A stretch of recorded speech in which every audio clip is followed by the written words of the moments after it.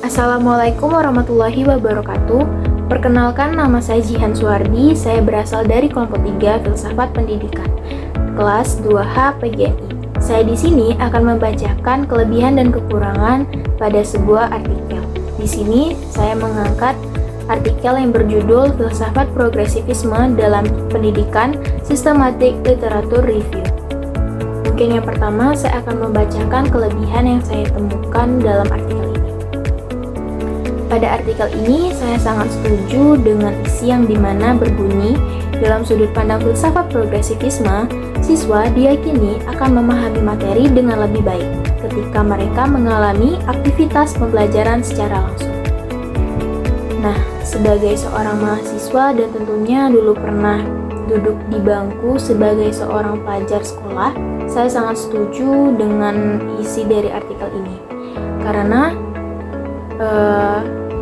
sebuah pembelajaran yang dilakukan secara langsung, siswa dapat memahami materi dengan lebih baik daripada melakukan pembelajaran secara online.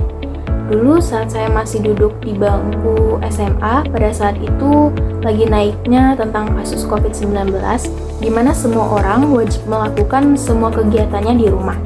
Dan bukan hanya sebuah kegiatan, tetapi juga bersekolah di rumah, atau dulu sering dibilang dengan pembelajaran secara daring. Hal ini sangat berdampak tentunya bagi pembelajaran, di mana dari sekian banyaknya peserta didik, hanya beberapa yang bersungguh-sungguh mengikuti pembelajaran online pada saat itu. Menurut saya, kelebihan dalam artikel ini, dia menyajikan sebuah fakta, dan contohnya itu adalah saya yang pernah mengalami sendiri bagaimana berdampaknya suatu pembelajaran secara langsung, yaitu bagi seorang pelajar, karena dapat memahami materi dengan lebih baik jika melakukan pembelajaran secara langsung daripada pembelajaran online. Oke, selanjutnya saya akan membacakan kekurangan yang saya temukan dari artikel ini. Dalam artikel yang berjudul Filsafat Progresivisme dalam Pendidikan Systematic Literature Review, kekurangannya menurut saya hanya satu, di mana di dalam artikel ini mengatakan bahwa filsafat progresivisme juga diterapkan dalam pengembangan teknologi AI. Penerapan AI dalam dunia pendidikan dinilai mampu menciptakan pengalaman belajar yang lebih nyata kepada siswa. Selain itu, dengan adanya AI, siswa dapat menyesuaikan cara belajar dengan gaya mereka sendiri. Di sini, saya tidak setuju tentunya, karena menurut pendapat saya, dengan adanya sebuah teknologi AI, malah membuat siswa semakin malas dalam berpikir. Yang kita harapkan dari adanya teknologi AI ini, siswa dapat mengembangkan pemikirannya, tetapi malah menjadi malas dalam berpikir dan bergantung pada AI. Di mana apa yang mereka cari akan keluar dengan sendirinya tanpa mereka melakukan sebuah penelitian. Apakah yang dijawab oleh AI ini betul apa tidak? Jadi menurut saya, kekurangan dari artikel ini malah membenarkan bahwa dengan adanya sebuah teknologi AI malah membantu seorang siswa atau pelajar menyesuaikan cara belajar mereka dan gaya mereka sendiri. Menurut saya ini tidak efektif tentunya, malah membuat pelajar Indonesia malah berpikir untuk belajar, dan tentunya semakin hilang juga pemikiran kritis di dalam diri mereka. Baik, mungkin itulah kekurangan dan kelebihan yang saya temukan dari artikel yang berjudul Filsafat Progresivisme dalam Pendidikan Systematic Literature Review. Jika ada kekurangan atau kesalahan pengucapan, saya mohon maaf. Saya tutup dengan wassalamualaikum warahmatullahi wabarakatuh. Saya Aulia Fikri Kalkar, kelas 2H PGMI dari kelompok 3. Di sini saya mengambil artikel yang berjudul Filsafat Pendidikan, Progresivisme dan Implikasinya dalam Pendidikan Seni di Indonesia. Dalam artikel ini dijelaskan bahwa pendidikan progresivisme adalah sebagai satu aliran filsafat pendidikan yang muncul sebagai reaksi terhadap pola-pola pendidikan yang bersifat tradisional, yang menekankan metode-metode formal pengajaran, belajar mental atau kejiwaan, dan sastra klasik peradaban barat. Aliran filsafat progresivisme mendukung pemikiran baru yang dipandang lebih baik perkembangan pendidikan di masa yang akan datang.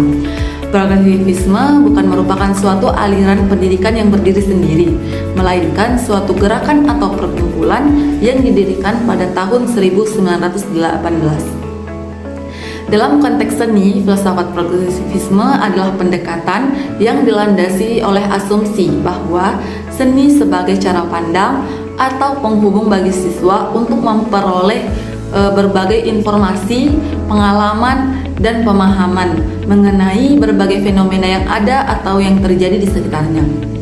Sebagai cara pandang, seni menjadi wahana bagi pengembangan citra, ide-ide kreatif yang berkaitan dengan substansi objek dan cara menyampaikannya. Pemahaman pendidikan seni seperti itu tentunya dapat diimplementasikan melalui pendekatan mazhab pendidikan progresivisme, yakni setiap siswa dituntut untuk memiliki kemampuan-kemampuan secara mandiri dalam rangka mengembangkan dirinya untuk lebih baik dari sebelumnya. Selaras dengan itu, Dewe menjelaskan bahwa filsafat progresivisme mempersiapkan anak masa kini untuk masa depan yang lebih jelas. Adapun implikasi filsafat pendidikan progresivisme dalam pendidikan seni berdasarkan uraian filsafat pendidikan progresivisme tadi secara esensial yang ditemukan dalam beberapa bagian, yang salah satunya adalah filsafat pendidikan progresivisme dalam pendidikan seni harus diorientasikan pada kebudayaan-kebudayaan yang ada pada lingkungan sekitar tempat proses pendidikan berlangsung. Dalam hal ini, peserta didik diberikan kesempatan untuk mengembangkan dirinya melalui kesenian-kesenian yang ada dalam latar belakang kehidupannya, tradisi dan kepercayaannya sebagai bagian dari proses pengembangan dirinya, sehingga perubahan-perubahan dalam cara berpikir, bertindak, berekspresi, dan berkesenian sendiri semakin kaya. Dalam artikel ini pastinya terdapat kelebihan dan kekurangannya. Untuk kelebihannya, filsafat progresivisme dalam konteks pendidikan seni ini lebih menekankan pada proses pembelajaran yang kreatif, apresiatif, dan selalu mencari informasi yang diberikan berkaitan dengan seni di mana saja, karena hal itu bukan hanya bisa didapatkan dalam pendidikan formal, tetapi bisa juga didapatkan dalam pendidikan non formal maupun informal. Berdasarkan ungkapan di atas, dapat kita pahami bahwa mencari ilmu mau di bidang apa saja tidak hanya bisa didapatkan di sekolah saja, tetapi kita bisa mendapatkannya di luar sekolah, seperti di lingkungan, masyarakat, maupun di keluarga. Dan pastinya dalam artikel ini masih banyak kelebihan-kelebihan, karena dalam artikel ini semua dijelaskan dengan baik. Untuk kekurangannya menurut saya mungkin hanya dalam pengimplikasiannya saja, di mana di sini filsafat ini lebih modern dan pastinya harus menggunakan fasilitas yang lengkap dan baik. Namun hal itu tidak bisa didapatkan oleh semua sekolah, terutama bagi yang di pelosok kota atau pedesaan, yang bahkan untuk mencari informasi di internet saja masih susah. Mungkin itu saja dari saya. Mohon maaf apabila ada kesalahan dan kekurangan.